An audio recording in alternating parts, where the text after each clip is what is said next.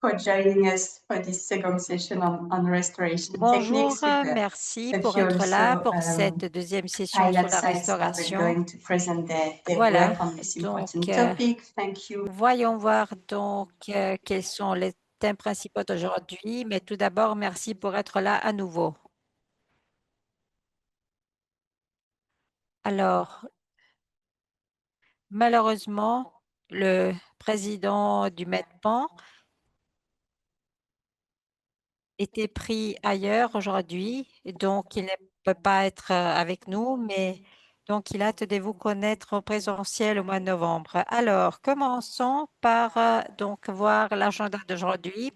Tout d'abord, on vous demande donc de taper votre nom et le nom de votre organisation, et puis donc vous pouvez utiliser les services d'interprétation simultanés. Et puis, lorsque vous ne parlez pas, s'il vous plaît, éteignez votre micro. Et puis, pour poser une question, veuillez écrire dans le chat ou lever la main virtuelle. Et puis, lorsqu'on va vous donner la parole, s'il vous plaît, allumez votre micro et aussi, si possible, votre caméra. En plus, cette session sera enregistrée. Merci. Voilà. Je passe immédiatement la parole à Patricia. Merci à toutes et à tous. Merci pour être là de nouveau. Alors, voyons voir donc la structure de notre session. C'est la deuxième session virtuelle. On va se concentrer sur les techniques de restauration et les études des cas. Et puis, on aura la prochaine session sur les suivis et les cartes d'évaluation, et puis sur la planification stratégique et le financement. Et cela, donc, avant de se rencontrer en présentiel à Cabo de Gata pour une formation de 4 jours. Et alors, voyons voir un petit peu donc le passage de la théorie à la pratique. On va voir donc la compréhension des approches de restauration et puis aussi on va voir dans la pratique comment tout cela se traduit en action. Alors, ça, c'est l'agenda pour aujourd'hui. Donc, on va commencer avec Patrick Astrouk du GIS Posidonie et il va nous présenter donc des techniques de restauration avec une focale sur la posidonie. Et puis, on aura une petite session questions-réponses. Et puis, on aura deux études des cas. Tout d'abord, un premier cas de Cap d'Agde. Et on aura Sylvain Blouet qui va faire une présentation. Et la deuxième présentation concerne donc West Coast en Sicile, Massimiliano Marino va réaliser la présentation. Puis on aura encore une petite session questions-réponses. Et puis on aura aussi des exemples de la Tunisie, de l'Albanie et de l'Espagne. Et puis on va voir conclure avec une discussion. Alors, on va commencer la session. Prochain transparent, merci. Et j'invite donc notre invité. Mais avant ça, je désire partager avec vous les objectifs d'apprentissage de la journée. Donc, on va faire une distinction entre les méthodes de restauration active, passive et hybride qu'on a déjà citées pendant la première session. Et puis, on va aussi donc se concentrer sur la posidonie, la cystoséira, les récifs coralligènes et les récifs artificiels. Et puis, on va aussi voir qu'est-ce qui a marché, quels ont été les challenges et quels sont, disons, le point clé que l'on peut tirer et que l'on peut reproduire ailleurs. Et puis, on va voir donc comment réfléchir sur les contextes des AIP et quelles sont les approches de restauration qu'on peut, disons, appliquer ailleurs, quels sont le point fort. Alors, maintenant, j'invite vraiment les prochains intervenants. Le premier intervenant de la journée, on a donc Patrick Astruc, donc chercheur du GIS Posidonie. et aussi auprès de l'Université de Marseille. Donc, il va nous présenter les techniques de restauration utilisées dans la Méditerranée en faisant la distinction entre méthodes actives, passives et hybrides. Donc, en faisant des exemples concrets sur les récifs artificiels, les récifs coralligènes, de la Posidonie. Et voilà, il va partager donc des expériences concrètes et il va nous dire donc comment ces techniques ont été utilisées de façon efficace. Patrick, est-ce que vous êtes prêt? Oui. Alors, voilà, tout est prêt. Donc, à toi la parole. Bonjour à toutes et à tous. Est-ce que je peux partager mon écran? Mais en fait, la présentation est déjà là, dans la présentation principale. Donc, il suffit que tu nous dises de passer au transparent suivant et on va tourner les transparents pour toi. OK, on va essayer. Bon, merci. On va voir. Merci.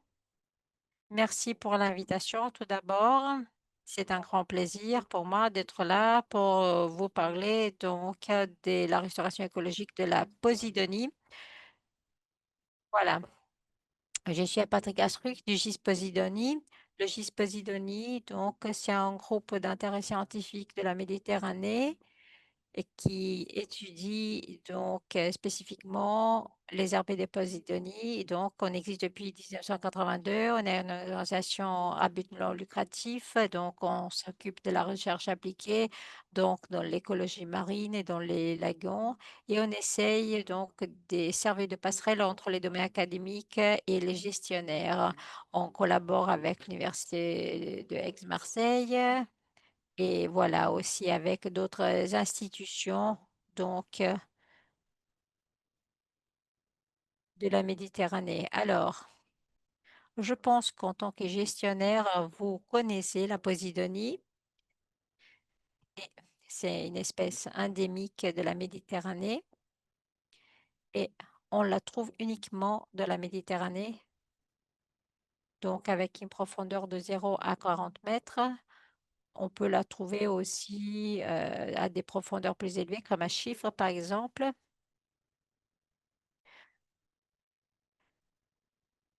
Voilà, prochain transparent, merci. Et cela accueille donc de 20 à 25% des espèces marines, donc c'est un autre spot de la biodiversité. Et voilà, voyons voir donc comment donc on peut considérer cette espèce comme clé pour l'environnement en termes de services écosystémiques, donc, mais aussi donc une espèce qui a un intérêt économique comme lieu de reproduction pour la protection côtière et, et surtout donc l'originalité, voilà, c'est la construction donc de ces mattes pérennes.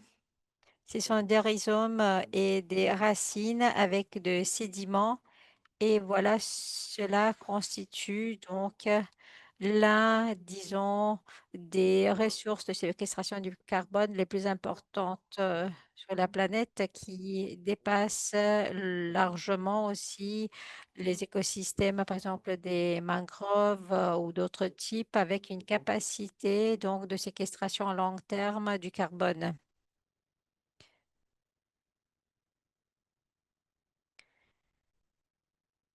Mais en même temps, la Posidonie est une espèce marine qui connaît la croissance la plus lente au monde, vraiment de 1 à 3,6 cm par an. C'est vraiment très, très peu. Et surtout, c'est une croissance toujours horizontale, avec un rythme très, très lent.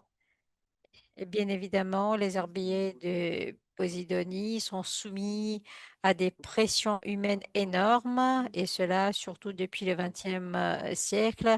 Et l'on pense avoir perdu au cours de 50 ans 34% de la surface. Et voilà, en général, à cause du développement côtier, et puis de la gestion de l'eau, disons mauvaise, et puis d'autres phénomènes comme aussi le chalutage et le dragage.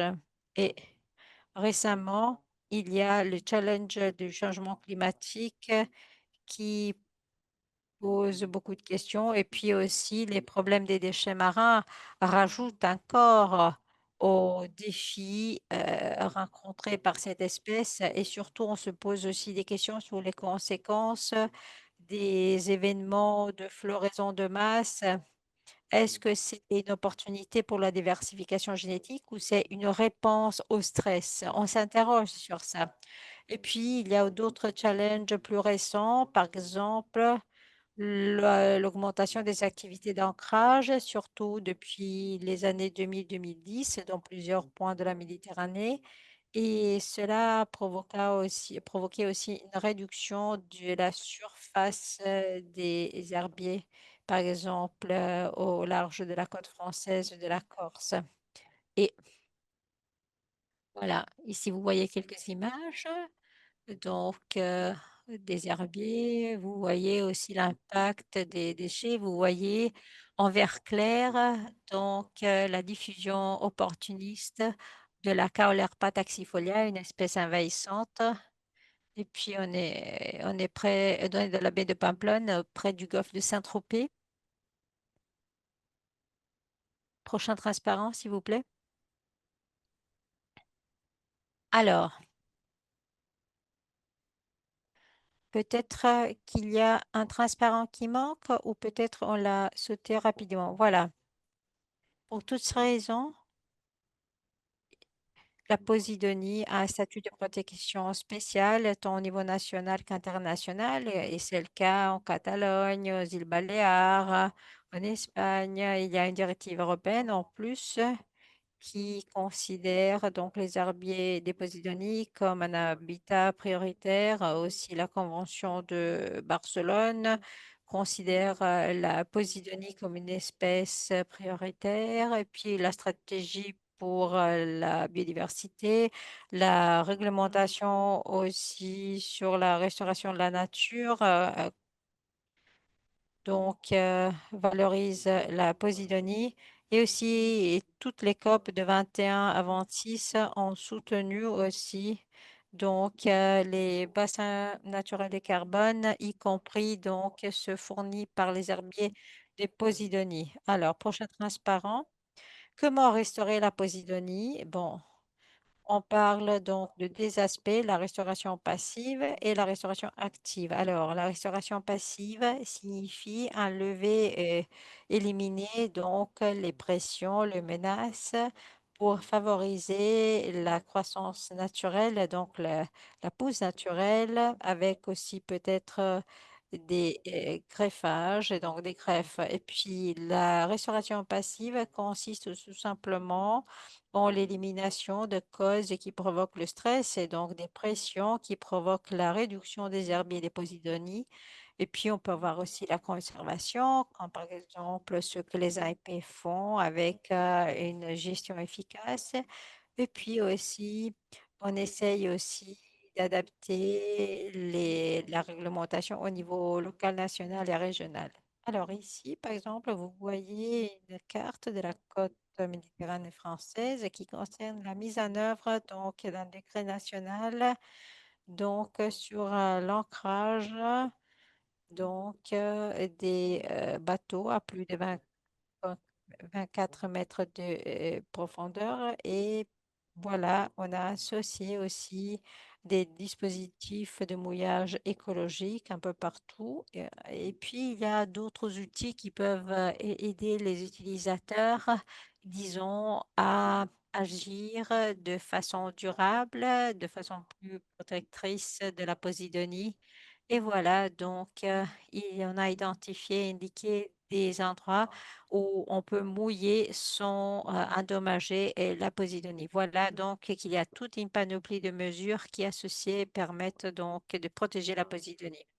Alors, voyons voir un exemple sur large échelle de la restauration passive de Posidonie. C'est l'amélioration des plans de gestion des eaux usées sur la côte méditerranéenne française et cela dans les cadres d'un plan régional de suivi et on est arrivé donc à récupérer donc de 1 à 3% de superficie par an. C'est important, considérant aussi le rythme très lent de pousse de cette espèce. Et puis, voilà, dans la baie des Marseilles,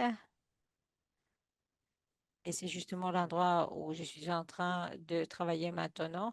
En fait, on a la baie de Prado qui a toujours subi des grosses pressions depuis les années 80. Et on a donc amélioré la gestion des eaux usées et aussi on a réussi à améliorer aussi, disons, la débouchée des eaux usées dans la baie et en même temps, on a mieux géré le développement côtier, surtout à partir de la fin des années 80.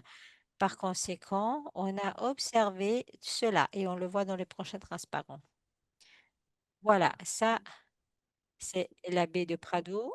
Vous voyez donc la mate morte, donc, et puis aussi les herbes des Posidonies, donc qui subissent les pressions humaines à partir des années 80. Et voilà, ça,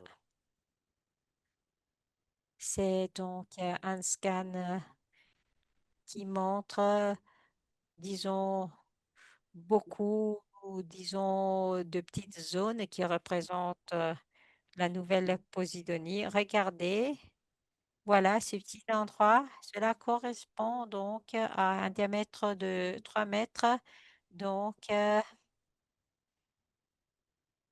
il a fallu donc une vingtaine d'années au moins pour donc faire en sorte que cela se développe à partir de la mate morte. Et cela a été possible grâce aux mesures de restauration passive appliquées dans la baie du Prado. Voilà.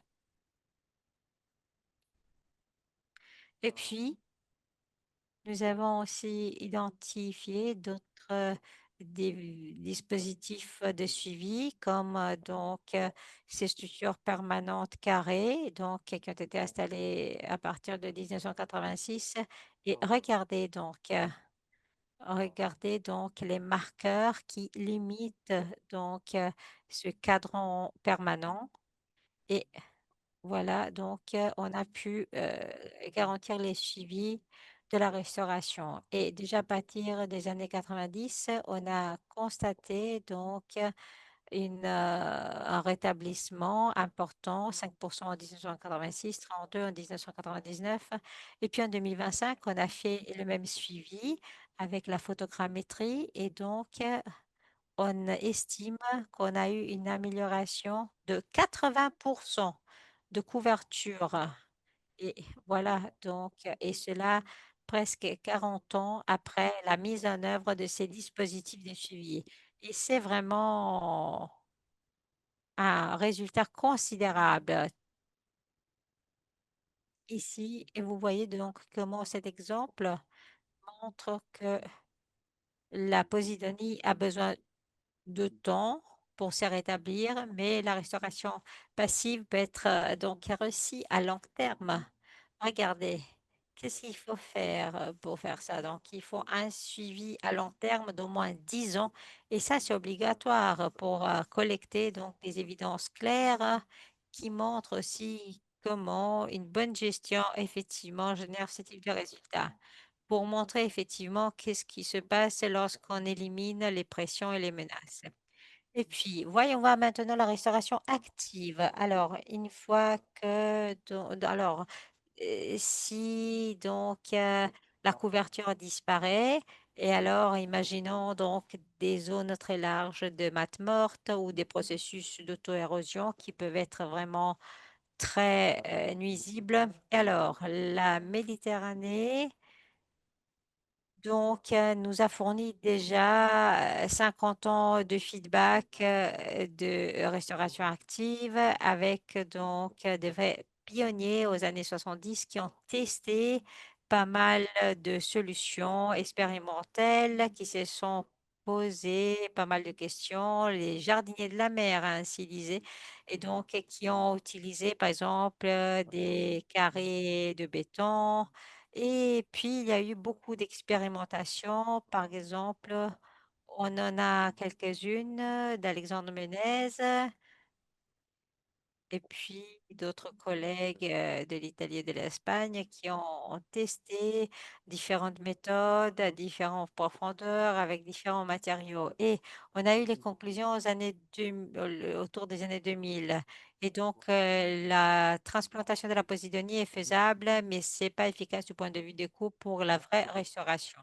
Et alors, la plupart donc des projets donc ont montré ça. Et il y a en plus beaucoup de projets qui manquaient d'un cadre scientifique véritable. Voyons voir quelques projets plus récents qui donc sont réalisés dans la Méditerranée. Ce sont des projets sur large échelle, donc sur des superficies, par exemple, d'au moins 2000 mètres carrés sur la rivière française, Prime. Et puis, on en a d'autres sur 5000 mètres carrés, un autre sur presque 1000. Donc, vous voyez, ce sont des projets importants qui essayent de couvrir des larges zones pour avoir donc des résultats qui soient significatifs. Et puis, on a donc la technique biomatte utilisée en Sardaigne dans un projet que vous voyez dans cette image à droite couvre une surface de biomasse de 7000 mètres carrés qui est donc couverte avec d'autres matières vertes naturelles, mais aussi, donc je ne sais pas si euh, ça peut être utile. Et puis on peut avoir des projets renforcés. Donc en 2020, on en a eu un. On a comparé quatre méthodes différentes de transplantation de la posidonie et on les a comparées pour voir, on les a comparés, par exemple, par rapport, disons, au recouvrement naturel. Alors, je vous laisse deviner quelle a été la méthode la plus efficace. La méthode naturelle, voilà, la dynamique naturelle a été la plus efficace par rapport aux autres techniques testées. Et voilà, c'est quelque chose à considérer. Prochain transparent, s'il vous plaît.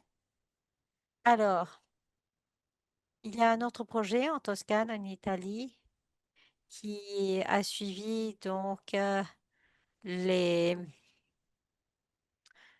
les cas du navire donc Costa Concordia, le naufrage, et on a donc transplanté des fragments sur 2000 mètres carrés de matte morte. Il y a eu des publications qui ont montré des résultats assez intéressants.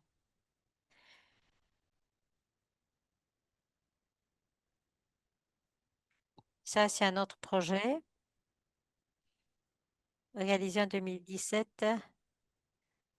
On avait à Monaco 4 hectares donc de terre bonifiée pour construire donc des nouveaux bâtiments pour un quartier de millionnaires.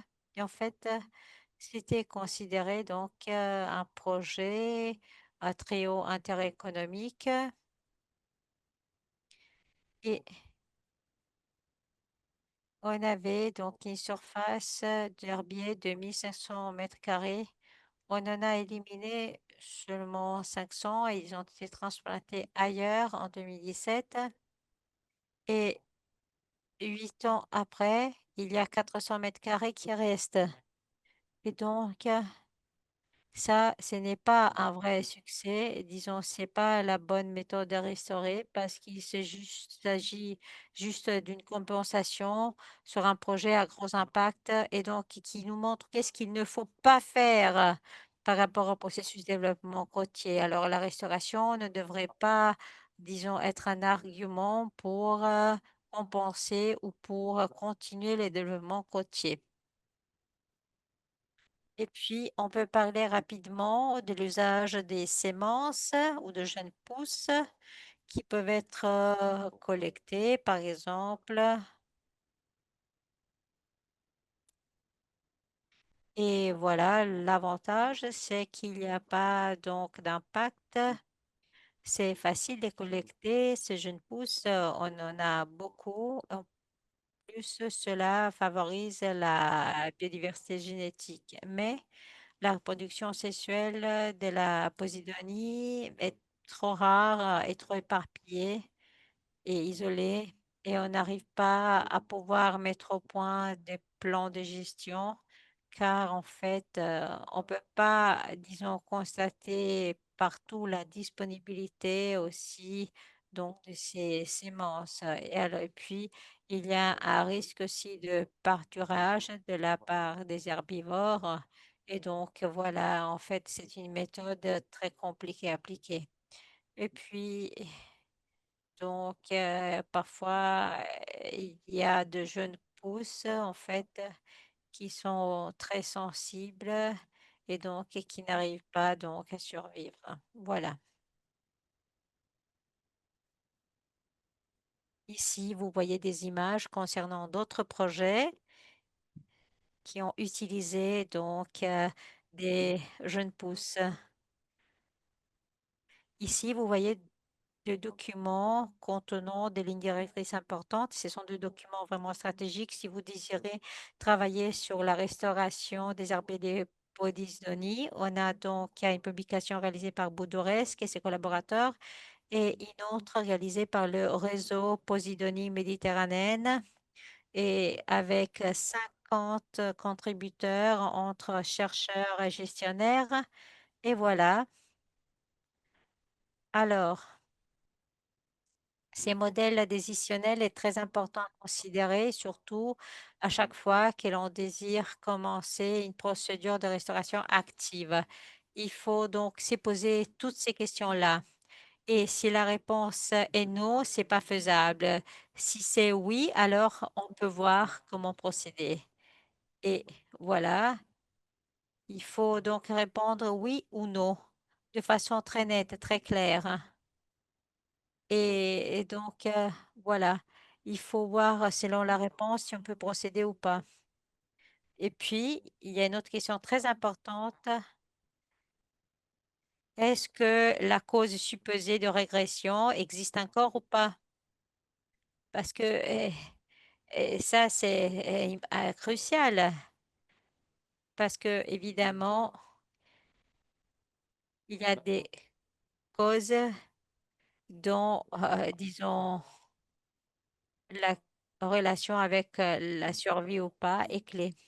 Et puis aussi, ça peut être crucial aussi pour la transplantation. Et puis aussi, est-ce que les herbiers naturels sont en train donc de récupérer ou pas? Ça aussi, c'est important pour voir quelles sont les dynamiques. Et au niveau régional, il faut considérer si les actions menées sont significatives par rapport donc à d'autres zones. Parce que si on fait la transplantation sur, par exemple, des douzaines de mètres carrés, alors qu'il faudrait agir sur des centaines ou des milliers de mètres carrés, alors c'est pas la peine d'agir si on peut agir seulement de façon très, très limitée. Et puis, il faut considérer aussi les avantages de la transplantation qui doivent aller au-delà donc de la zone colonisée naturellement. Et il faut considérer aussi les avantages de l'investissement en la transplantation qui doit donc dépasser donc l'avantage qui vient uniquement de l'amélioration de l'environnement naturel. Voilà. Ces lignes directrices donc montrent le fait qu'il y a très peu de cas des suivis à long terme et surtout aussi encore plus rarement les résultats sont publiés.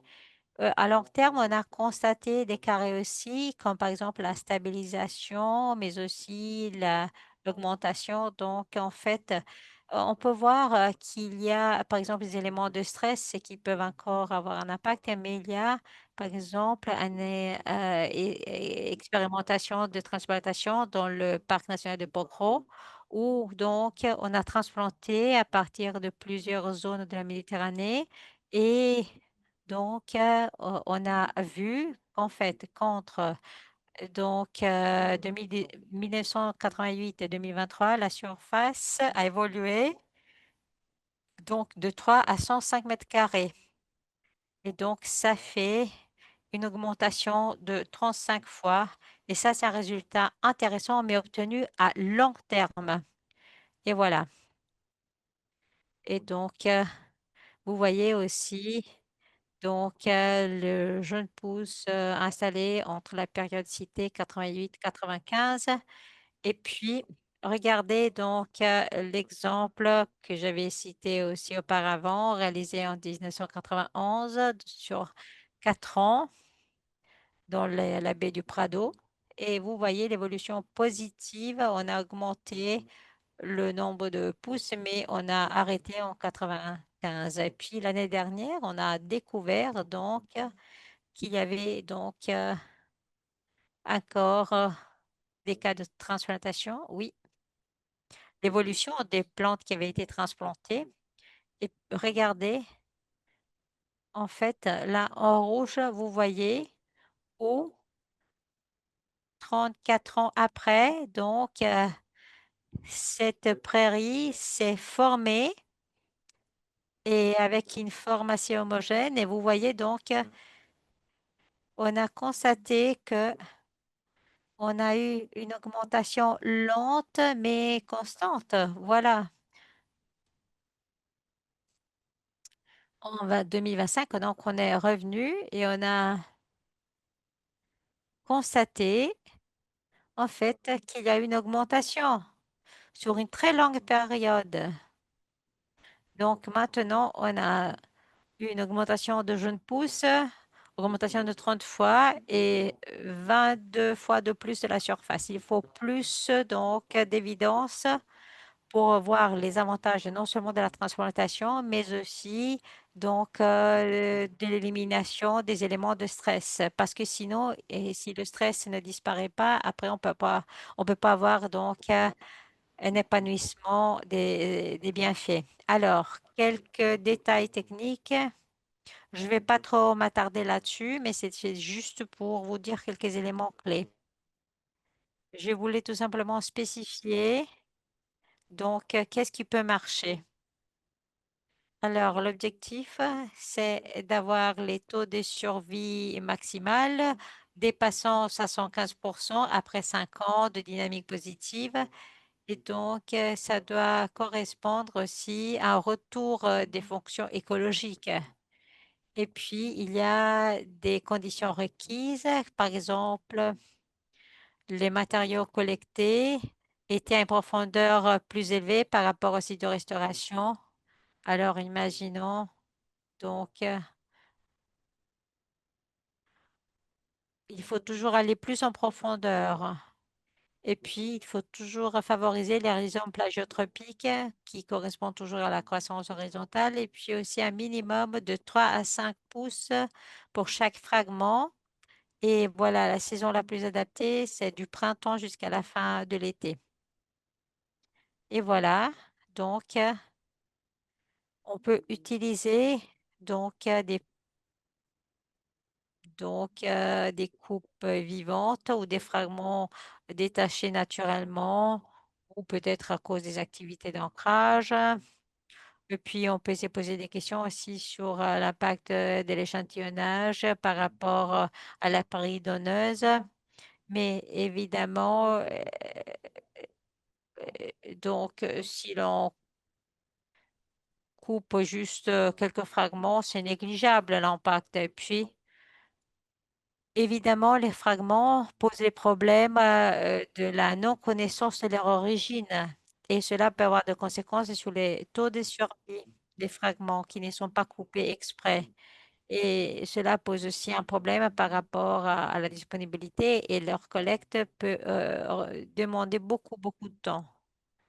Et puis, vous voyez que, voilà, utiliser ces, ces matériaux, donc ces dispositifs en métal, c'est plus efficace. Donc, on peut mieux fixer les pouces. Ça prend du temps, mais c'est efficace. On peut juste fixer la pousse avec cette sorte d'agrafe. Il y a moins de manipulation. En plus, on peut l'enlever 3 ans après. Donc, quand, disons, la pousse, disons, a c'est bien enraciné et je suis près de la conclusion. Voyons voir d'autres méthodes alternatives. Par exemple, des roches, des galets, mais ça, c'est à éviter. Ou, par exemple, d'autres dispositifs pour échantillonner les herbiers, mais c'est très cher. Et puis aussi, il utilise donc, disons, du tapis de cocotier avec maillage, filet de métal ou pas, biomatte. Mais ça aussi, c'est très cher et pas trop pratique parfois. Mais surtout, il faudrait éviter des matériaux artificiels. Alors, voyons voir les challenges principaux. Tout d'abord, tâchez donc d'opter pour des opérations susceptibles de permettre un travail sur large échelle. Et puis, il faut voir aussi quels sont les bienfaits donc par rapport au coût considérant les aspects humains, les ressources financières, l'empreinte carbone de ces opérations. Et puis, il faut évaluer donc les bienfaits concrets de la restauration active par rapport à la restauration passive. Et puis, il faut définir des indicateurs appropriés au niveau de l'écosystème. Et bien sûr, le suivi à long terme est obligatoire. Voilà, je presse terminer. Par exemple, si on enlève les éléments de stress, si on considère donc un taux de récupération de 1% par an sur l'air considéré, alors par exemple dans la baie de Prado, 600 hectares donc de prairies vivantes fragmentées, cela peut correspondre à 6 hectares par an sur l'échelle de la baie. Juste pour vous donner une idée. Voilà donc comment on a sécurisé donc la survie de la Posidonie ici. Et donc là, c'est un cas réussi. Et vous voyez, les bienfaits ont été largement dépassés. Alors pour conclure, voilà, message à retenir. La restauration passive est obligatoire avant de passer à la restauration active. Il faut enlever les éléments de stress et puis il faut respecter les lignes directrices pour les meilleures pratiques, surtout pour ce qui est des aspects techniques, pardon, éthiques. Et aussi, il faut garantir les suivis des bienfaits de la restauration active par rapport à celle passive. Et puis, voilà, l'on voit en fait que la restauration active est chère et ça prend du temps, mais toujours à considérer. Et puis voilà, agir sur la plus grande échelle possible est fondamental. Et puis peut-être le point le plus important est la restauration active n'est pas l'argument pour continuer à détériorer les habitats naturels. C'est pas parce qu'on sait qu'on peut procéder à la restauration active qu'il faut continuer comme ça, comme si de rien n'était, à détériorer, voilà, les habitats naturels. Ça, c'est peut-être les messages les plus importants. Je pense par exemple au développement côtier. Donc, la restauration active, c'est pas la panacée pour compenser le développement côtier. Et voilà, donc il faut jamais, jamais l'oublier par rapport aux projets environnementaux. J'ai terminé et merci. Excusez-moi si j'étais un peu long. Merci, merci pour votre attention. Merci beaucoup, Patrick, de cette présentation fort intéressante. Vous avez déjà donné un petit aperçu, donc on peut passer aux questions. Il faut avoir une restauration donc passive, active. Et maintenant, on va laisser la parole aux questions. Il y a une question sur les lignes directrices. Euh, il n'y en a pas un français, on a seulement la version en anglais, d'après ce que je sais. Oui, il y a aussi un français, on a les lignes directrices aussi en français, parce que le document a été traduit de l'anglais au français. Donc, très bien, merci. Je crois que vous pouvez trouver les deux versions sur le site web de l'AMP. Ouais.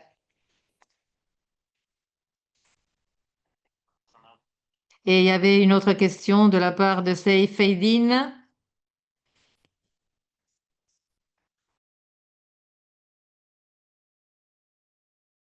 Seyfedine, est-ce que vous voulez poser la question directement à Patrick? Vous pouvez Oui, allumer la je voudrais bien caméra et le poser. micro. Oui, Oui, allez-y, pas de souci.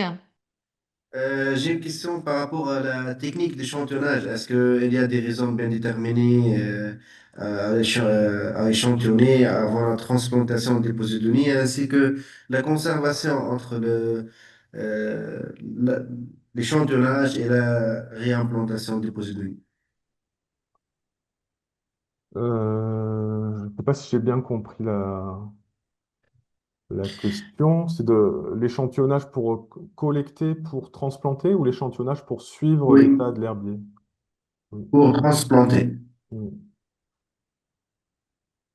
Alors, donc, en fait, l'idée, j'ai pas eu le temps d'en parler dans ma présentation, mais l'idée, c'est qu'il y ait le moins de temps possible entre la récolte des rhizomes, des transplants, et leur installation. Dans les méthodes que j'ai présentées, les exemples, en fait, ça nous arrive de prélever des fois sur un site très proche et les transplants ne sortent même pas de l'eau. Plus ils vont passer du temps hors de l'eau, plus ils vont être manipulés, plus ils risquent d'être abîmés et d'avoir un taux de survie plus faible. Donc l'idée, c'est de limiter au maximum les manipulations. Et par exemple, dans la baie de Marseille, où on a une expérimentation, on a des sites où on a prélevé des rhizomes dans un herbier qui était juste à côté. Donc, dans la même plongée, on allait en prélever en faisant attention de ne pas prélever avec trop de densité pour qu'il n'y ait pas d'impact. Et on suit l'impact éventuellement de ce prélèvement. Et ensuite, dans la même plongée, on a pu les ramener sur le site de transplantation et les installer dans la foulée. Mais donc c'est important, voilà, je pense que c'est important de limiter au maximum la manipulation et surtout ne pas ramener au laboratoire, garder dans des bacs Ça, plusieurs jours. Voilà, on est vraiment sur, euh, sur une manipulation le la même plus site. simple. Voilà. Et puis éviter, c'est une vraie question hein, aussi,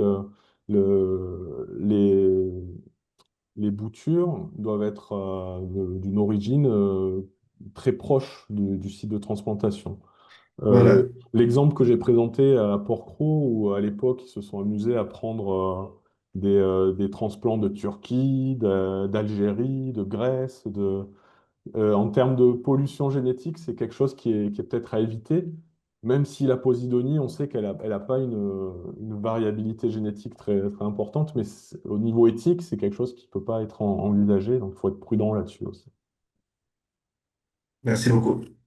Merci. merci. Il y a deux autres questions qui sont assez similaires dans le chat, Patrick, de Abel et Najib, qui demandent un petit peu une recommandation en termes de meilleures méthodes de restauration active, ce que je pense. Najib, il a précisé en termes de restauration active. Alors, ça dépend, en fait, il y a un aspect qui est vraiment important, c'est du cas par cas, et ça dépend vraiment de ce qui se passe sur un site, du contexte qu'il y a sur un site. Euh, un aspect important, c'est une méthode qui va très bien fonctionner, mais qui va coûter très cher. Est-ce qu'elle est si efficace que ça? Et est-ce qu'on a les moyens d'aller vers ces méthodes-là? Moi, j'ai envie de dire que si on arrive à une situation où il faut installer, où on peut envisager de la restauration active, la solution la plus simple est la mieux. Et celle que je vous ai présentée en utilisant des agrafes qu'on peut installer sous l'eau facilement, pour moi, c'est celle qui peut présenter le plus de réussite en faisant le rapport à, à l'investissement que ça représente. Ok, la dernière question, puisqu'on est un petit peu pressé par le temps, il y a Massimiliano qui a demandé en termes de, tu as parlé de mise à l'échelle, de upscaling, que voilà, c'était un challenge. Et pour toi, c'est quoi le plus gros challenge de cette mise à Mais l'échelle? là, quand je vois des projets qui sont à 2000 mètres carrés, 5000 mètres carrés, 1 hectare, ça paraît important, mais ça reste encore une goutte d'eau dans ce qu'il faudrait par rapport aux surfaces qu'on aurait besoin de réellement restaurer. Et l'enjeu, il est peut-être essentiellement sur la restauration passive dans un premier temps. Donc, on se répète, hein.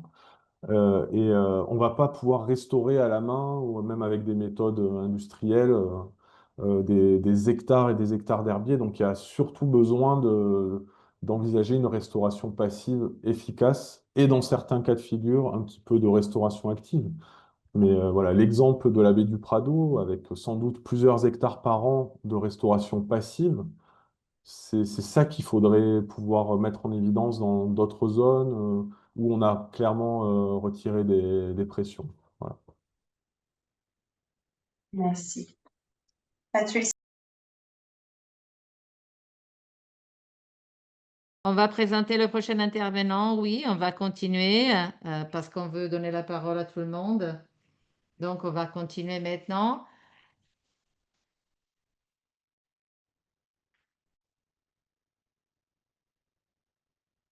Alors, maintenant, on va passer à Sylvain Bluet, vice-directeur de l'AMP de Cap d'Agde, qui va présenter un cas pratique sur la restauration des habitats, sur la récupération des forêts de Cistoseira et des herbiers de Posidonie. Sylvain, à toi la parole. Et tu peux présenter tes diapos. Bonjour à tous.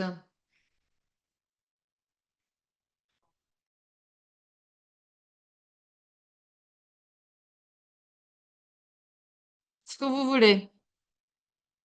Ce que vous voulez, hein. Ce que vous voulez.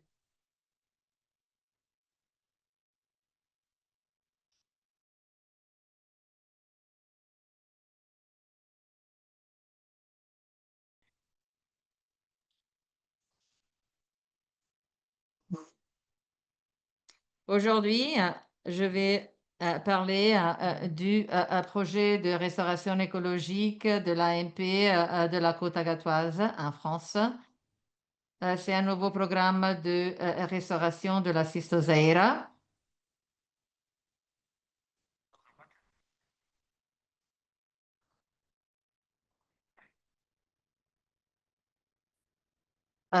Qui est très importante pour la biodiversité. Et dans cette présentation, je vais expliquer pourquoi cette espèce est importante et ce que nous faisons pour leur restauration. Voilà. L'AMP de la Côte d'Agatoise, c'est un site Natura 2000 avec une superficie de plus de 6000 hectares gérée par la commune d'Agde. Sur la côte, nous avons du tourisme de masse. Nous avons 30 petits pêcheurs, 8 centres de plongée, beaucoup de pêcheurs de loisirs et beaucoup d'activités nautiques. Toutes ces activités sont positives pour l'économie, mais peuvent aussi créer des pressions à l'environnement marin. Voilà pourquoi la protection et la restauration sont nécessaires. Voilà, la zone côtière a beaucoup d'impact de la part d'activités anthropiques, par exemple le port, le tourisme et les structures côtières. Cela mène à un changement de l'habitat naturel et à la destruction de l'équilibre écologique. La qualité de l'eau se réduit, surtout dans les zones un peu profondes où il y a beaucoup de sédimentation. Ces pressions ont mené à la destruction des écosystèmes et à la perte des espèces clés, comme par exemple la cistoseira, qui est fondamentale pour les communautés algales peu profondes. La cistoseira est une espèce clé parce qu'elle crée des écosystèmes sous-marins qui sont des nurseries pour les poissons et qui donnent un abri aux invertébrés. Il y a beaucoup d'espèces de poissons. Mais dans le XXe siècle, la cistoseira s'est beaucoup réduite à cause de la pollution, à cause du surpâturage des oursins de mer et à cause des tempêtes. À Agde, il y a deux espèces, Ericaria mediterranea et Cystoseira barbata, qui ont disparu peu à peu. La dernière fois que nous les avons vus, c'était en 1982.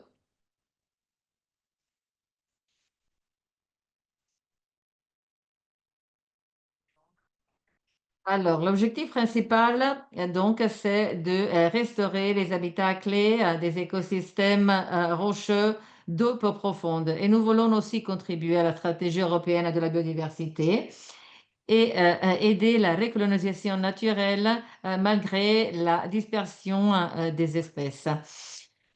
Et nous voulons aussi restaurer un patrimoine écologique perdu de la côte agatoise pour redonner à la mer ce que nous avons détruit par le passé. Donc, pour commencer, nous avons cherché dans les vieux inventaires pour savoir où il y avait ces espèces. Après, nous avons fait des inventaires préliminaires et des cartographies pour voir quels étaient les sites potentiels pour la restauration. Et cela en 2019.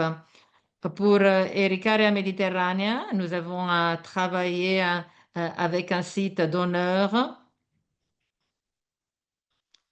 Au début, nous avons cherché les individus fertiles, nous avons collecté des pousses fertiles et après, nous avons préparé le travail dans le site destinataire. Nous avons préparé une petite zone et après, nous avons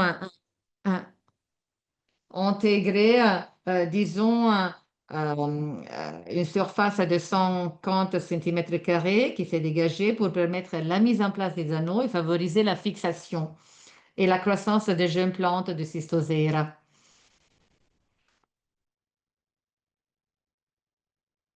Pour la Cystoseira barbata, nous avons utilisé une population donateur d'une lagune. Ici, la méthode a été différente. Nous avons collecté 30 individus avec leur substrat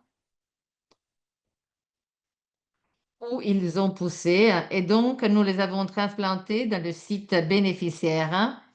Cela a été plus difficile, mais c'était important à tester. Voilà les résultats. Les résultats ont été très différents pour les deux espèces. Pour Ericaria mediterranea, le succès était très élevé. Donc, 90% du site a vu le recrutement des plantes. Et d'ici 2025, nous avons recolonisé une zone de 58 mètres carrés. Et pour Cystoseira barbata, il n'y a pas eu de succès de recrutement parce qu'il y avait une forte mortalité et on ne sait pas pourquoi. Quelles sont les perspectives à l'avenir? La restauration de l'Ericaria mediterranea est possible et a eu du succès. Maintenant, on peut bien imaginer d'utiliser cette méthode dans d'autres sites de la côte agatoise. Pour la Cystoseira barbata, nous avons continué avec d'autres expériences. Nous voulons tester maintenant une autre espèce comme Ericaria crinita qu'on va aussi tester sur des récifs artificiels. À l'avenir, on va continuer un suivi à long terme pendant des années pour mener des analyses génétiques et pour faire un suivi identique. Et l'objectif, c'est de rendre la côte agatoise un point de repère de Méditerranée pour la restauration de Cystoseira. Voilà, ça c'est un projet pour restaurer la population de Cystoseira qui fait partie d'un grand programme de restauration pour les AMP. Nous avons un document ici qui est notre point de repère. Nous avons travaillé dans plusieurs sites, dans les ports, dans la mer ouverte. euh, et nous avons beaucoup travaillé dans plusieurs projets pour la restauration de différentes espèces. Et là, je vous ai donné seulement un exemple. Merci. On va continuer avec la prochaine étude de cas. On va continuer et après, on va faire la discussion. Merci beaucoup de cette présentation. Alors, OK. Gardez vos questions pour tout à l'heure. OK?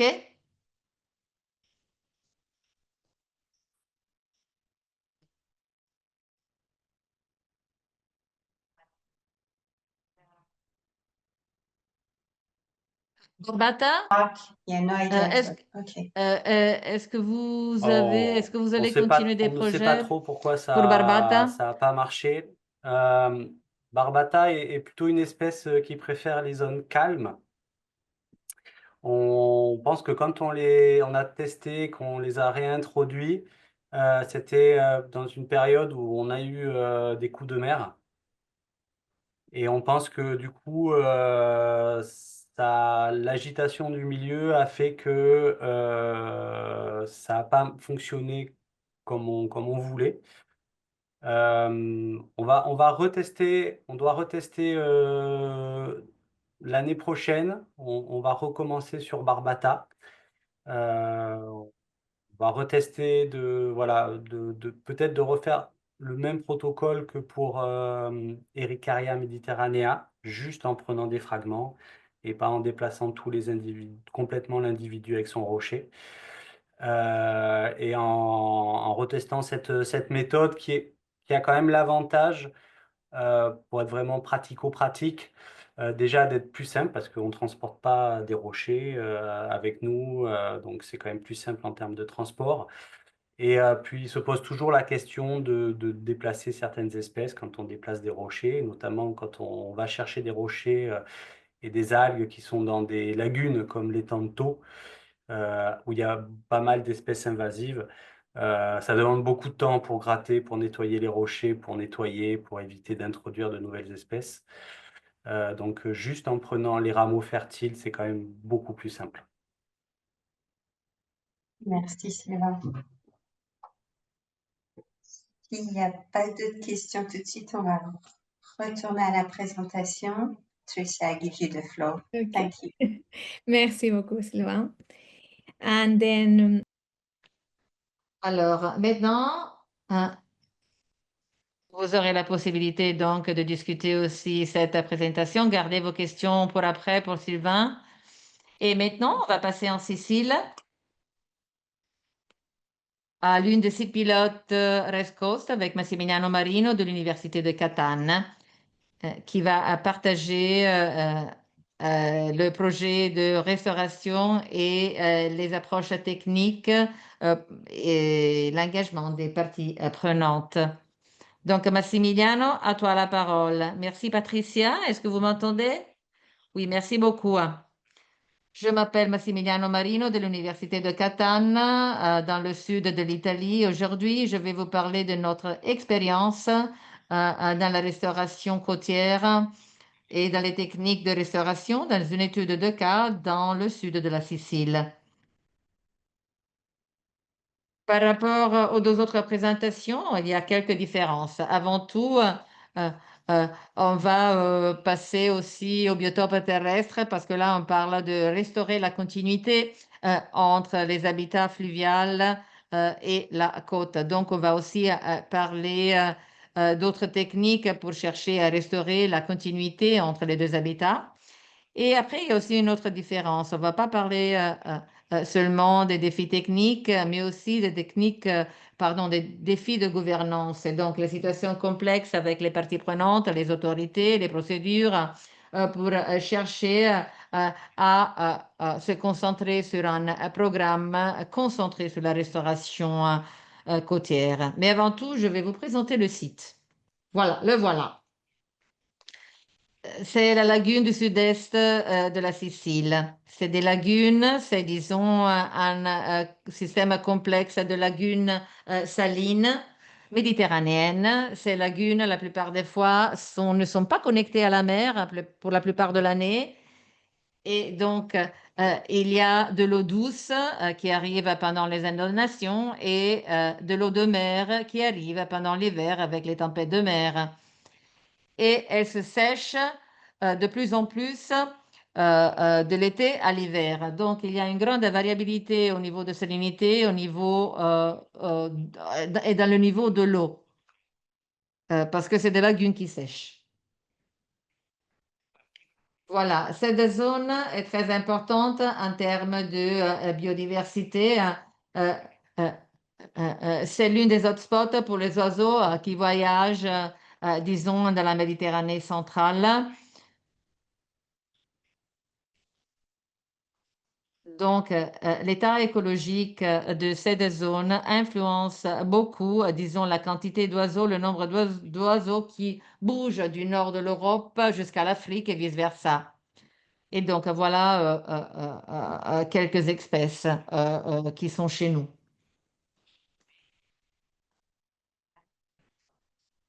Cette zone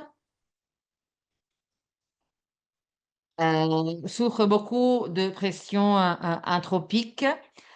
Là, vous voyez les images de cette lagune et vous voyez une mer de plastique, une mer de serre. C'est une zone que dans les dernières décennies a changé. Auparavant, il y avait de l'agriculture familiale, maintenant il y a de l'agriculture intensive. Et donc cela a causé beaucoup d'impact au niveau de présence de plastique. Ces lagunes étaient utilisées comme des décharges pendant beaucoup d'années. Et donc cet endroit est devenu célèbre pour des raisons touristiques et pour le tourisme de masse. Donc il y a de plus en plus d'urbanisation et donc il y a une réduction de la côte et une réduction des sites naturels. Donc il y a aussi une réduction, disons, de l'espace pour les lagunes.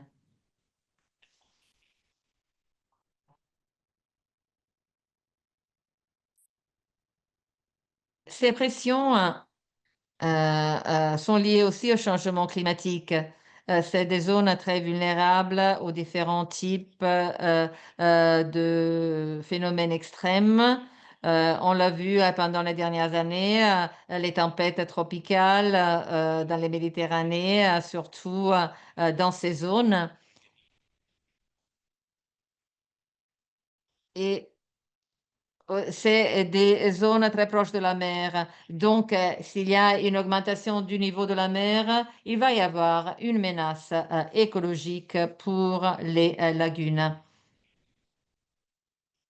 Donc, si on a l'urbanisation d'un côté, donc plus de vulnérabilité, et de l'autre côté, une augmentation des risques, il va y avoir une augmentation aussi du risque hydraulique. Voilà, donc. Jusqu'à 2011, cette zone était protégée par des réserves naturelles, l'une au nord, créée en 1984, et une autre qui a été créée en 2011 au sud. Mais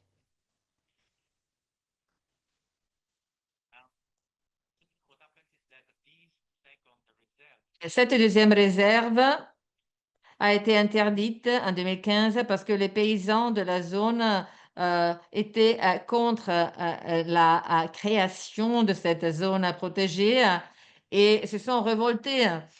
Et donc, la zone n'a plus été classée en tant que zone protégée. En 2013, une fondation de biodiversité Allemagne a acheté ces deux zones, ces deux lagunes, et a commencé à créer une réserve privée. Donc, ils ont acheté, disons, les lagunes, les zones de lagunes, et avec l'argent des bailleurs de fonds et d'autres projets, ils ont entamé un cycle vertueux. Et maintenant, ils sont en train d'acheter de plus en plus. Ils mettent des clôtures, ils sont en train d'éliminer les déchets. Aussi, c'est une zone où il y avait beaucoup de chasse illégale. Et donc, on a commencé aussi à faire de la surveillance de la zone. Et maintenant, les choses ont commencé à changer peu à peu. À l'université de Catane, en 2021, nous avons commencé à nous intéresser à cette zone avec le projet Ressa Costa, avec plusieurs objectifs. L'idée, c'est d'avoir une restauration écologique qui n'est pas seulement liée disons, aux mesures de conservation, mais on reconnaît aussi, disons, le rôle joué par les habitats côtiers dans la réduction de la vulnérabilité.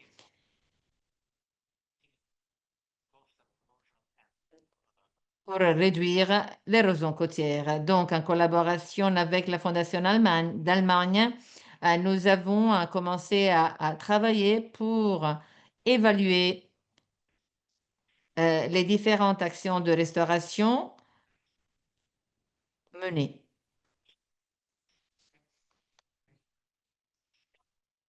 Mais quand même, disons, il y avait toute une série de parties prenantes qui n'étaient pas, disons, connectées entre eux.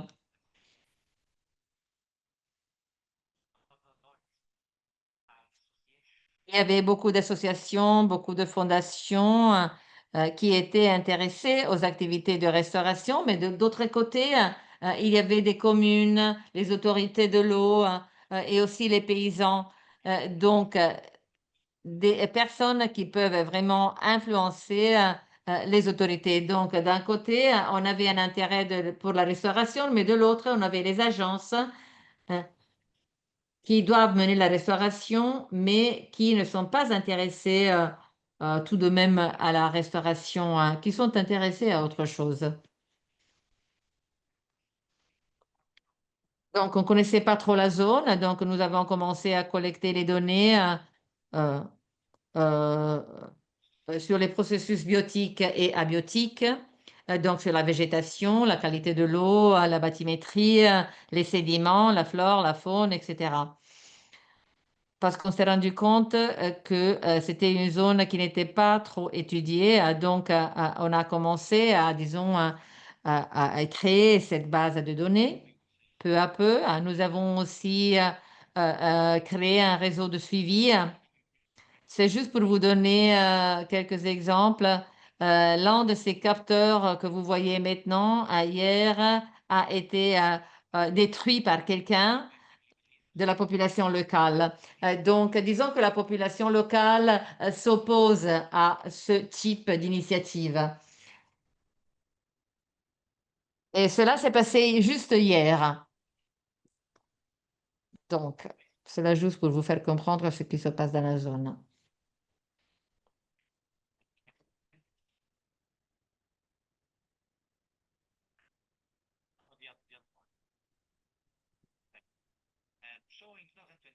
En 2023, nous avons commencé la fondation avec notre projet a commencé à mener des actions de restauration. Et là, vous avez quelques exemples. Là, vous voyez des canaux au milieu. C'est des canaux de pêche qui n'avaient jamais été utilisés parce que, en fait, maintenant, on cherche à renaturaliser la zone pour favoriser la reproduction des oiseaux. Et là, vous voyez aussi des îles d'oiseaux et des canaux pour favoriser la restauration et la connectivité écologique. Là, vous voyez un village qui se trouve entre la mer et le lagune. Et donc, il y a beaucoup de cas d'inondation de ce village. Quand il pleut, il y a de l'eau qui arrive de la lagune et donc le village est inondé. Quand il y a des tempêtes de mer, il y a de l'eau de la mer qui arrive et donc le village est inondé. Donc ça, c'est un grand problème pour la population locale. Là, c'est un exemple du suivi sur la population d'oiseaux de la zone. Nous avons observé une augmentation des oiseaux sur les îles qui ont été construites. Et donc, les choses ont bien marché.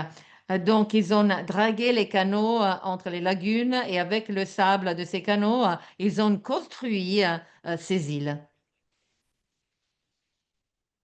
qui ont amené à une augmentation de la population des oiseaux. À l'aide de la modélisation digitale, nous avons aussi cherché d'autres solutions. Parce que les solutions de 2023 sont plutôt liées à la conservation de la biodiversité. Mais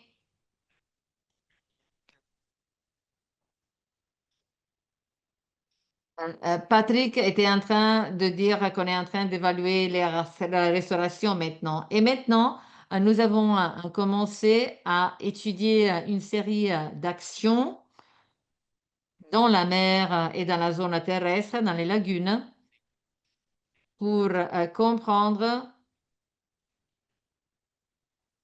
comment lutter contre l'érosion et l'inondation, aussi dans le cas du changement climatique. Voilà. Là, c'est juste un exemple de ce type de modélisation que nous avons utilisé. Nous avons utilisé la modélisation digitale pour comparer l'inondation, un cas de non-restauration et un cas de restauration. Et ça, c'est l'érosion à gauche et à droite. Pardon, l'inondation à gauche et l'érosion à droite. Et donc, vous voyez l'efficacité de la reconstruction des dunes contre les inondations et l'érosion.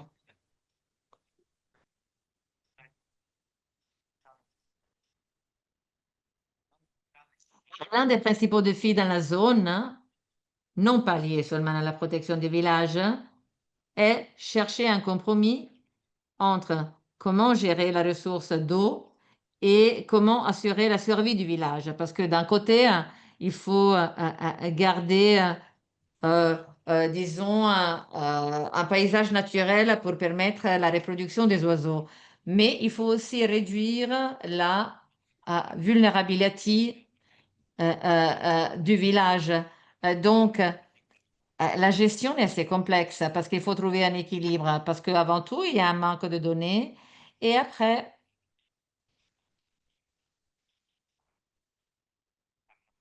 on ne sait pas vraiment très bien qui doit gérer l'eau.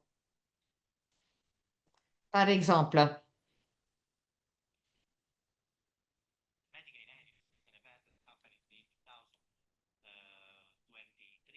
en 2023, on a eu des inondations de la part du fleuve et des inondations de la mer. Donc, inondations du nord et du sud. Comme les niveaux étaient assez élevés,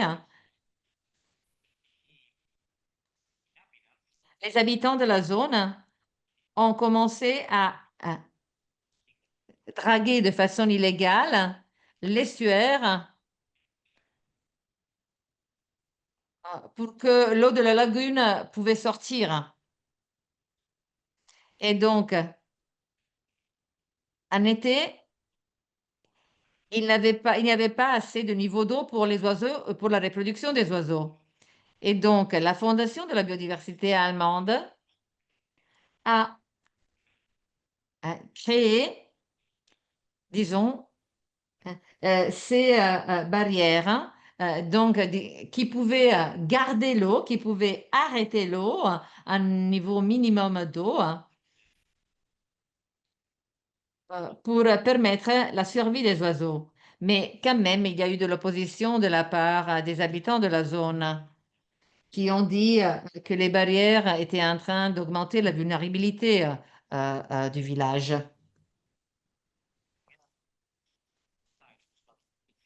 Donc là, à gauche, vous voyez l'inondation de la part de cet événement historique et à droite, le même événement avec le canal qui avait été dragué. Donc, nous avons utilisé une modélisation Et on a démontré qu'avant tout, cette barrière ne faisait pas beaucoup de différence. Et on a aussi démontré que le dragage du canal n'était pas une mauvaise idée, hein. Mais si les niveaux étaient gérés de façon adéquate, on pouvait avoir un bon compromis. On pouvait avoir un niveau minimum d'eau pour les oiseaux, mais en même temps empêcher le dragage du canal et on pouvait réduire le risque hydraulique pour le village. Et cela, on l'a fait avec la modélisation.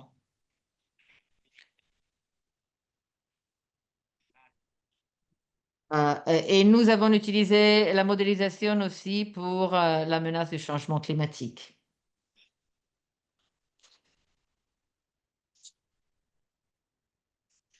Après, nous avons créé aussi un système d'alerte précoce. Donc, le modèle peut être utilisé comme un système de prévision pour lancer des alertes à la population, mais ce type de modélisation demande beaucoup de temps pour faire les simulations et cela n'est pas compatible avec le système d'alerte précoce. Et donc, nous avons créé des cartes de risque pour élaborer les cartes d'inondation. Et à droite, vous voyez des cartes de risque pour les alertes localisées. Donc, en fonction de l'inondation, on peut avoir différents risques avec des différents niveaux d'alerte. Donc, le résultat final de notre restauration n'est pas seulement à évaluer la restauration, mais aussi donner un outil de planification aux gestionnaires. Et comme les conditions changent toujours, hein, c'est-à-dire il y a un changement climatique en cours qu'on ne connaît pas très bien et on ne sait pas ce qui va se passer à l'avenir, alors nous avons donné des pistes d'adaptation, c'est-à-dire d'outils d'adaptation qui, en fonction d'un événement, par exemple l'augmentation du niveau de la mer, permettent aux gestionnaires de savoir que faire au niveau de restauration. Donc, ce type de piste permet aux gestionnaires d'utiliser une solution ou bien une autre solution. Le projet Rest Coast est très proche à sa fin. Donc, on pense que faire après la fin du projet. Et l'effort, ce n'était pas d'impliquer seulement les gens dans la zone, mais aussi d'impliquer d'autres gestionnaires et d'autres autorités de la région, surtout de la Sicile et de Malte, qui sont connectés avec les mêmes couloirs écologiques pour les oiseaux. Donc, l'idée, c'est d'impliquer d'autres sites pour considérer cette zone comme une seule zone écologique. Récemment,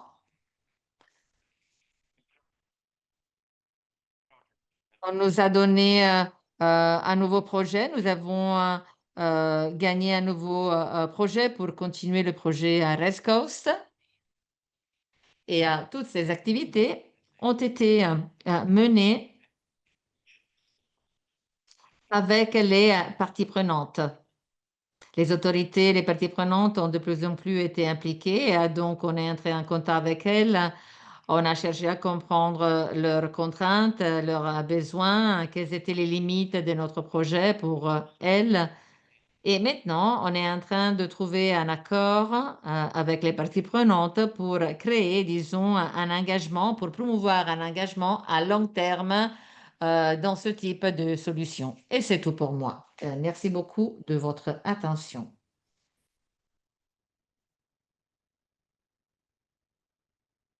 OK, maintenant nous avons le temps pour poser des questions à ces deux études de cas. Si vous avez des questions, n'hésitez pas.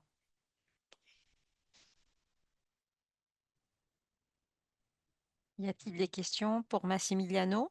N'hésitez pas à les partager.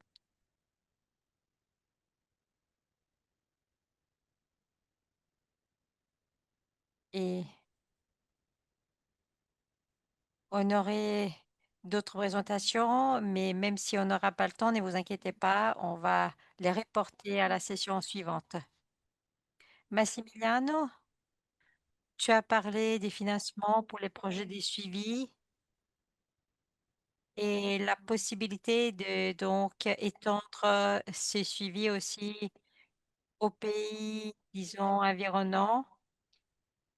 En fait, c'est un peu ce que vous faites chez Rescost. Et donc, est-ce que vous pensez transférer vos connaissances ou, je ne sais pas, adopter des actions que vous avez réalisées? Alors, en fait, on voudrait tout d'abord transférer ce que nous avons fait, car en fait, il y a eu des sites avoisinants qui ont lancé d'autres projets. Donc, de notre côté, d'un côté, on essaye de transférer nos méthodes, nos technologies, nos meilleures pratiques, car il y a ceux qui se concentrent sur la Posidonie, d'autres sur les zones humides internes. L'idée, c'est aussi de partager ainsi que, disons, de mettre au point un réseau de suivi commun. Et donc, bien évidemment, le partage des connaissances est toujours crucial. Et puis, il s'agit donc d'une action écologique qu'on voudrait pérenniser, car en fait, les actions de restauration ponctuelles vont échouer à long terme s'il n'y a pas de continuité dans l'espace et dans les temps. Donc, de notre côté, on essaye donc de faire aller de l'avant le processus, de faire rester le niveau d'alerte élevé afin qu'on puisse restaurer toujours davantage d'habitats de façon toujours plus complète. Et voilà, cela pour avoir des bienfaits vraiment étendus et pas au-delà de petites zones ponctuelles. Et donc, vous collaborez avec deux autres pays, avec les fonds Interreg? Oui, oui, on collabore avec l'Université de Malte. Et voilà, on a vu qu'ils ont les mêmes problèmes que nous, surtout par rapport donc à l'urbanisation et aux problèmes sur les zones humides et côtières. Et en fait, nos deux pays, disons, sont soumis donc à une urbanisation sauvage. Et donc, même si ces zones ne s'élargissent pas, ces zones humides doivent quand même rester préservées. Et donc, on a des connaissances à partager, mais surtout, on partage les mêmes défis et les mêmes types d'habitats. Et oui, donc on collabore avec eux. Et voilà, ça nous permet donc de jeter des bonnes bases pour la vision Rest Coast, donc la mise à l'échelle, donc à partir d'actions individuelles et bien ciblées. Merci. Merci. Je pense que ce sera très intéressant aussi pour notre dernière session sur les financements. Merci. On va revenir sur vous. OK. Alors,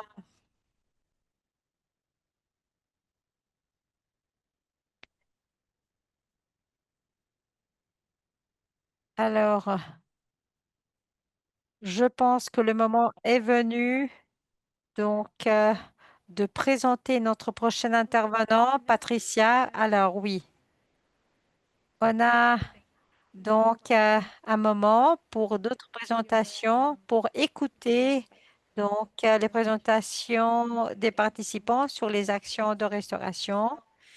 Alors, vous avez donc 5 minutes à disposition. Et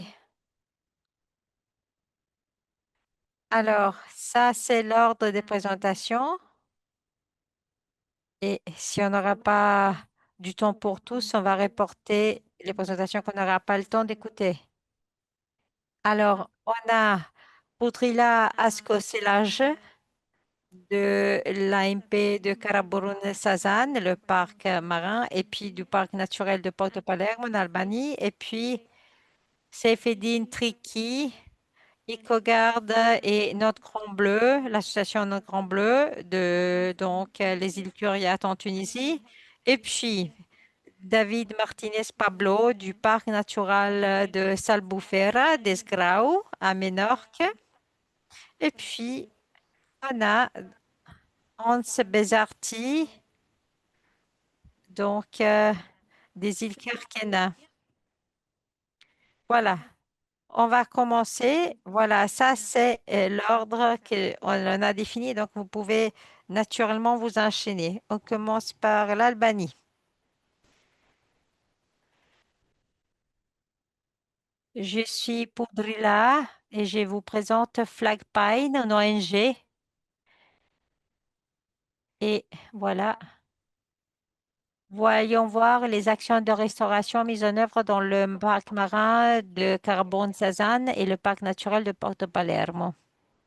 Alors, tout d'abord, je vous parle de cette ONG que je représente, Flag Pine. C'est une ONG locale établie le 8 mars 2013 et c'est le co-gestionnaire en collaboration avec l'Agence régionale pour les aires protégées de Vlore pour la gestion du parc marin de Karaburun-Sazan et le parc naturel de Porto Palermo. Les objectifs de notre ONG sont renforcement de la protection et du développement durable des zones protégées dans la baie de Vlora, renforcement de la collaboration entre la communauté locale et le gouvernement local dans les processus de prise de décision et la conservation de l'environnement et des zones protégées. Et puis, sensibilisation sur les valeurs, la valeur et l'importance de la nature et ainsi que du patrimoine culturel et historique. Puis, voilà. Voyons voir quels sont les défis auxquels nous sommes confrontés pour la restauration de l'habitat marin. Tout d'abord, détérioration de l'habitat, impact du changement climatique, espèces envahissantes, pollution, perte de biodiversité, érosion, sédimentation, et puis on a aussi la pression économique, la pression de développement et les lacunes en termes de connaissances. Voilà nos défis principaux. Voyons voir donc des exemples d'initiatives de restauration des écosystèmes. Alors, ce sont des actions que l'on a réalisées. Installation donc des bouées de mouillage pour éviter les dommages mécaniques aux herbiers des Posidonie provoqués par l'ancrage des bateaux. C'est une mesure que l'on a prise, que l'on a adoptée, car ces herbiers sont très proches de la zone protégée et en plus, ce sont donc des points très visités par les touristes et donc il fallait faire quelque chose et on a fait ça. Alors, les résultats attendus, protection et préservation des habitats des herbiers, réduction de la fréquentation et du pétillement et augmentation des services écosystémiques et de la biodiversité fournis par la Posidonie. Un autre exemple d'initiative de restauration de l'écosystème est celui-là, donc transplantation des espèces de Cystozeira comme mesure pour soutenir la restauration des forêts macroalgales natives. Cette initiative est de l'Université de Vlora et résultat attendu, rétablissement des habitats des Cystozeira. Ce sont des habitats clés dans les zones côtières. Prochain transparent, merci. Un autre exemple d'initiative de restauration écosystémique a été la mise en œuvre de structures de récifs artificiels en 3D dans la zone de Porto Palermo pour fournir refuge et zone de reproduction pour les espèces benthiques. Et voilà donc que grâce à cette structure en 3D, on a pu donc améliorer la colonisation des organismes marins, on a augmenté la biodiversité benthique et on a fourni un soutien pour le rétablissement des communautés benthiques détériorées. Merci, j'ai fini.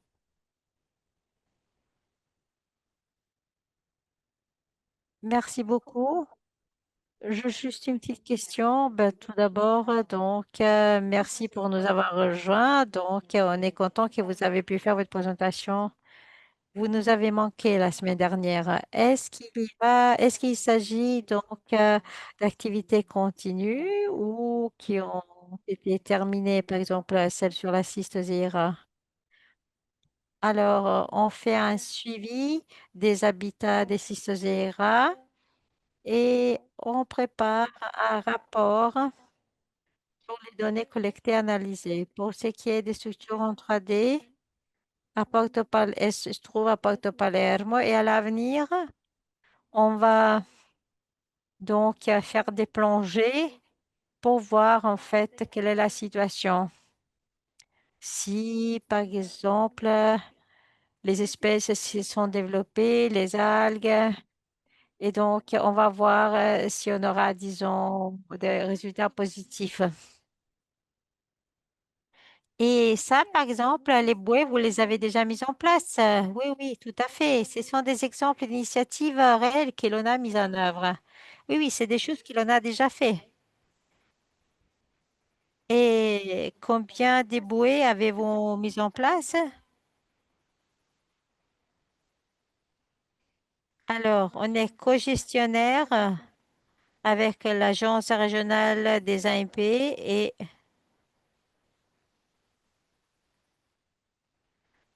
voilà, on ne travaille qu'à deux sur ça. Et c'est l'Université de Vlora qui a pris l'initiative pour cette action des bouées de mouillage.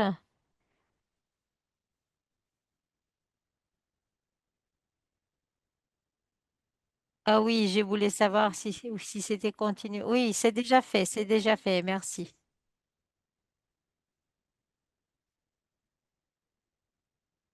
Alors, il y a des plongeurs qui vont faire les suivis, n'est-ce pas? Oui, à l'avenir, hein, pour voir effectivement l'impact obtenu.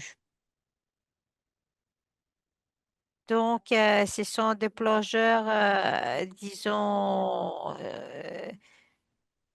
recrutés pour faire ça. Alors, on a mis en œuvre des mesures.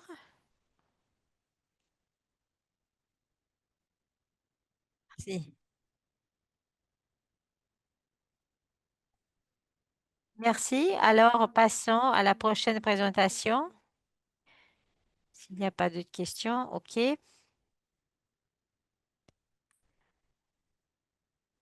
Bonjour à tous.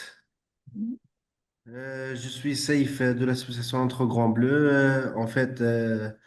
Notre aire marine protégée s'appelle les îles Curiates. C'est un archipel constitué de deux îles, la Grande Curiate et la Petite Curiate, situées dans la baie de Monastir dans l'est de la Tunisie. La gestion est assurée par l'association Notre Grand Bleu et l'Agence d'aménagement et de protection de littoral. La superficie terrestre est 340 hectares et la superficie marine est plus que 64 000 hectares. C'est une île non habitée sauf la base militaire sur la Grande Île. Euh, la petite île est purement touristique. Elle accueille plus que 25 000 visiteurs pendant chaque saison d'été. Les principaux habitants sont les herbiers de Posidonie, comme vous voyez dans l'image, sont entourés par des herbiers de Posidonie, des récifs barrières de Posidonie, des fonds de mer et des habitats rocheux. L'importance écologique et objectif. C'est un habitat essentiel pour la biodiversité marine, forte capacité de séquestration de carbone, et c'est un rôle clé pour pour la protection contre l'érosion côtière. On a des dégradations et des problèmes observés. On a une légère régression des herbiers de Posidonie et baisse de densité. C'est à cause aux ancrages excessifs des bateliers touristiques et dégradation des habitats de Posidonie à cause de quelques déchets d'une ancienne ferme d'aquaculture qui est dans l'AMP. Donc, les principales pressions et menaces, donc ancrage des bateaux et la pollution marine de l'aquaculture. Diapo suivant, s'il vous plaît. Donc, on a fait la première action de restauration. On a installé des mouillages écologiques pour les 5 opérateurs touristiques qui travaillent sur l'AMP Curiat.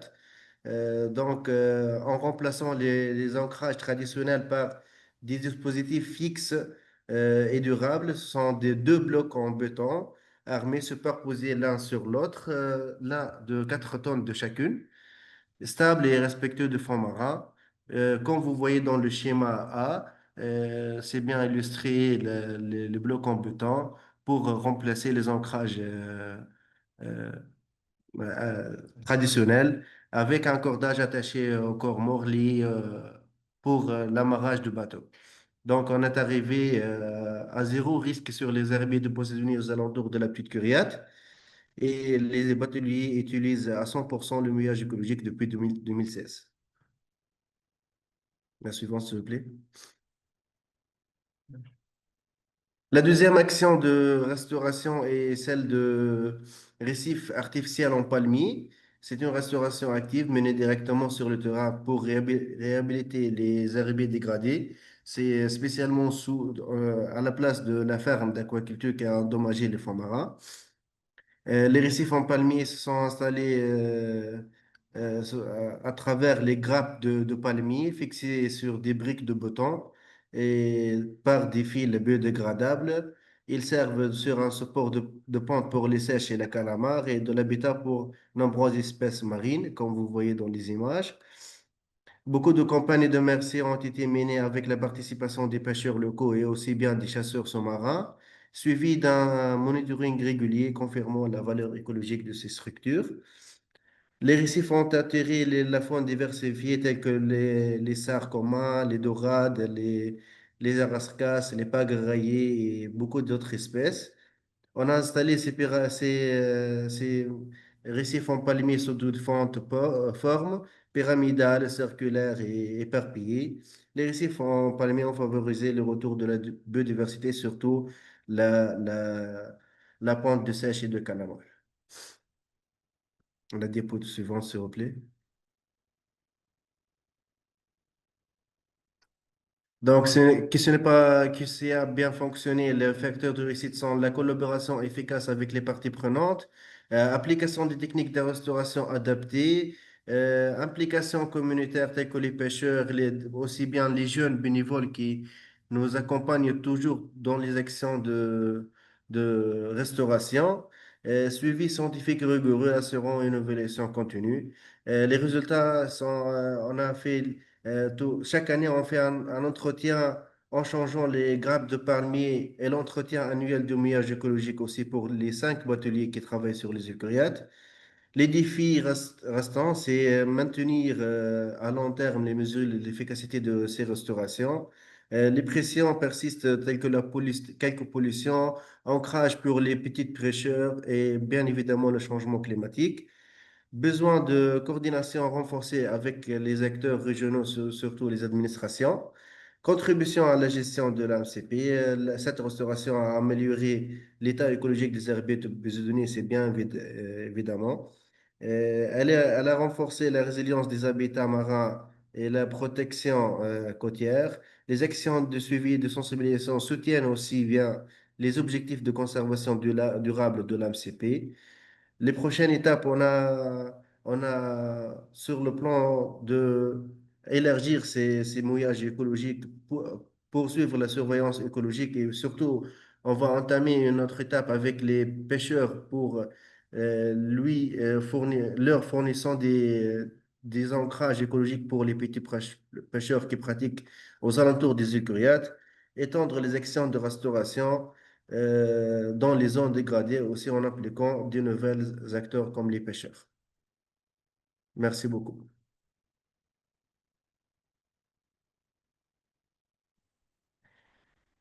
Merci. Merci beaucoup, Céphéline. Super. Merci.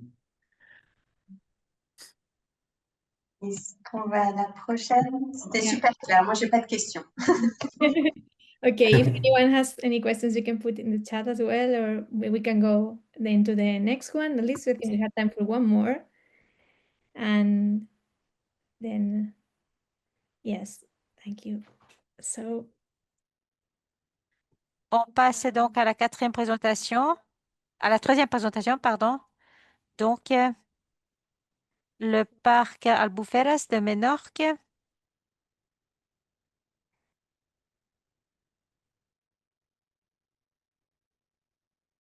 Bonjour, je suis le gestionnaire de ce parc à Menorque, dans les îles Baléares.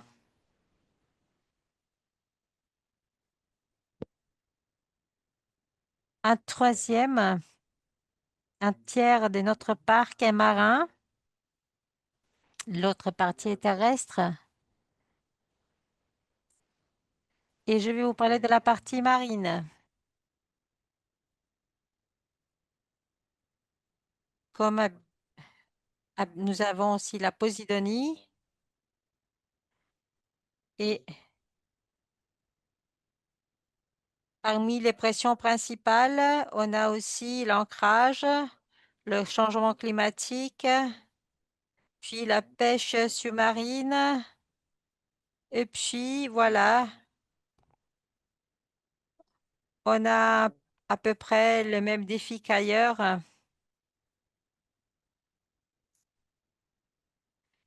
Et puis, on a aussi, par exemple, des feux qui sont allumés. Et puis aussi pêche illégale. Et voilà, donc ce sont un peu les défis qu'on trouve aussi ailleurs.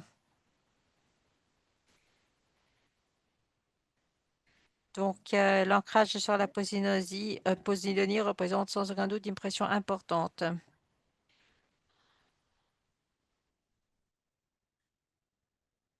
Alors, on ne travaillait pas sur la restauration active, mais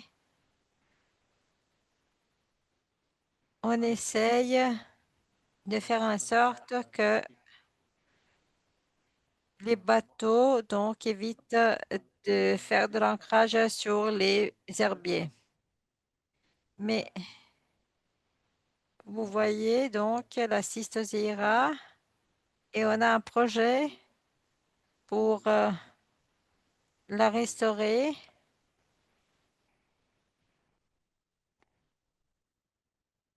Et en fait, il s'agit d'un projet qui est réalisé par une autre association qui se trouve toujours à Menorca, donc soutenue aussi par une association pour la préservation de Menorque, une ONG, et puis d'autres ONG. Et l'objectif, c'est de rétablir ces habitats. Voyons voir quelques images de notre parc naturel. Vous voyez qu'on a donc des plages. On a créé des chemins pour arriver aux plages. Et on a donc des bouées qui délimitent les zones admises pour les mouillages des bateaux.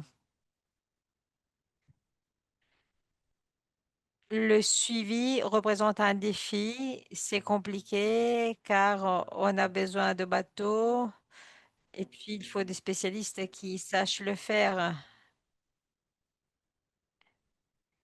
L'idée donc, c'est de restaurer en général les habitats marins dégradés, mais voilà, ça c'est primordial afin de pouvoir passer à des mesures de restauration.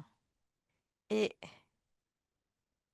évidemment, on désire améliorer les suivis, mais aussi, et voilà, notre capacité de tout gérer. Merci beaucoup. Merci beaucoup. Alors, je vous laisse quelques minutes pour réfléchir sur les questions. Et alors, je vous propose de faire la prochaine présentation la prochaine fois. Alors, récapitulons. Je désire attirer votre attention sur quelques points clés. On a parlé de restauration active, passive et hybride. On a parlé des spécificités de chaque habitat et comment il faut considérer ces spécificités. Et on a vu donc des exemples de restauration de la Posidonie, de la Cystoséira, ainsi que des récifs des coralligènes. Et puis, les études des cas aussi nous ont montré donc l'importance d'avoir des méthodes spécifiques et d'avoir la collaboration et le soutien des parties prenantes.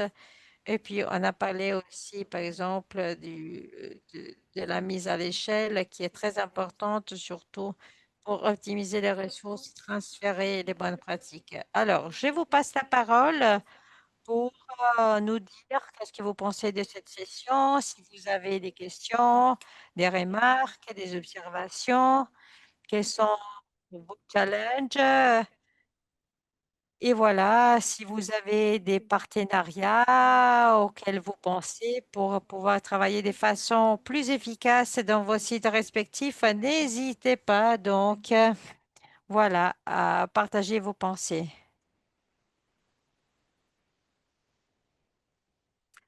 Merci aussi pour avoir préparé des présentations.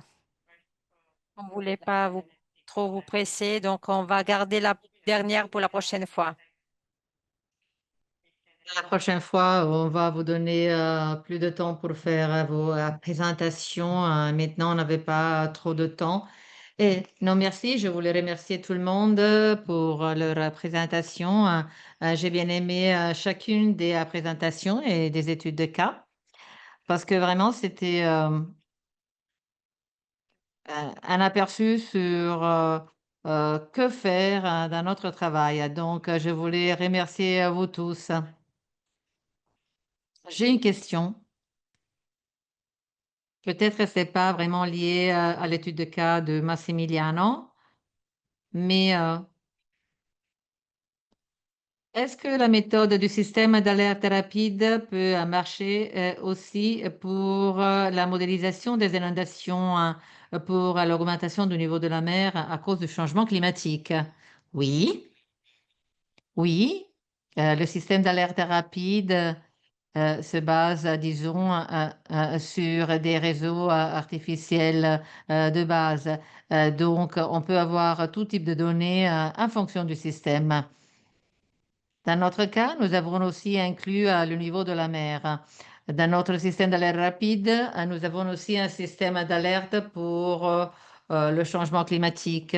Le réseau marche non seulement avec le niveau des vagues, mais aussi avec le niveau d'augmentation de la mer.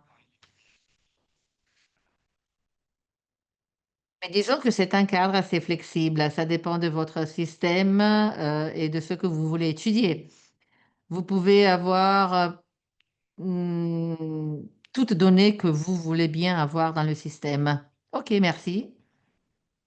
Merci à vous pour la question.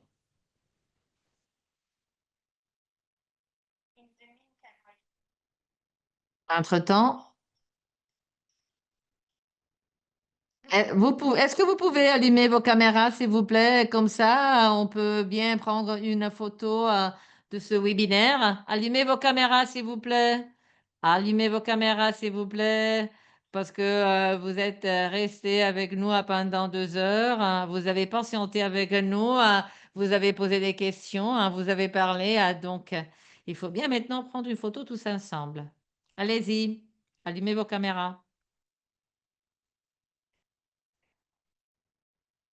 Alors, je vais prendre la photo. Oui.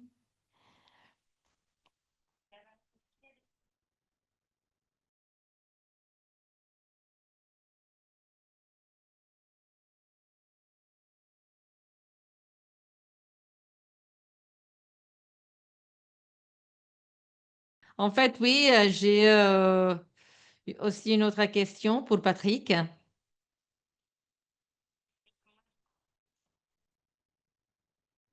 Est-ce qu'il y a une méthode écologique pour les agrafes au lieu d'utiliser les agrafes? Oui, les agrafes. Au lieu d'utiliser les agrafes, est-ce qu'il y a une méthode plus écologique? Bon, si on peut éliminer les agrafes, c'est bien. Et peut-être on peut les réutiliser.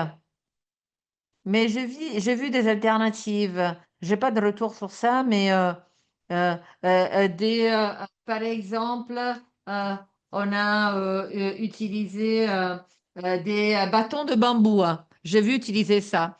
Nous les avons utilisés et cela a marché assez bien.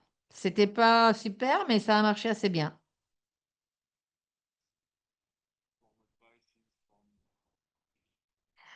J'ai parlé avec d'autres collègues et ils ont dit que les bâtons de bambou ont assez bien utilisé, mais d'habitude, ils utilisent les agrafes, même s'il y a des alternatives. Laura Arroyo m'a montré ces bâtons de bambou qui ne coûtent pas cher du tout et c'est eco-friendly, donc c'est tout à fait respectueux de l'environnement et on peut les mettre et après on peut les éliminer. Donc, cela pourrait être un très bon compromis. Au lieu des agrafes, on pourrait les utiliser. C'est mieux que d'utiliser d'autres métaux lourds. C'est mieux que le plastique. Est-ce qu'on peut reprendre la photo? Parce que moi, j'avais ma caméra qui n'était pas allumée. Oui, on peut reprendre la photo. Hein. Allez-y. Bon. Et si vous êtes dans vos pyjamas, pas de souci. Hein? Merci d'avoir 2, été avec 3, nous. cheers. Et encore une. Il y a Susanna qui vient d'arriver. Hop. Sylvain est là, super. On en refait une. Moès, parfait. 1, 2, 3. Merci beaucoup, Elora. Je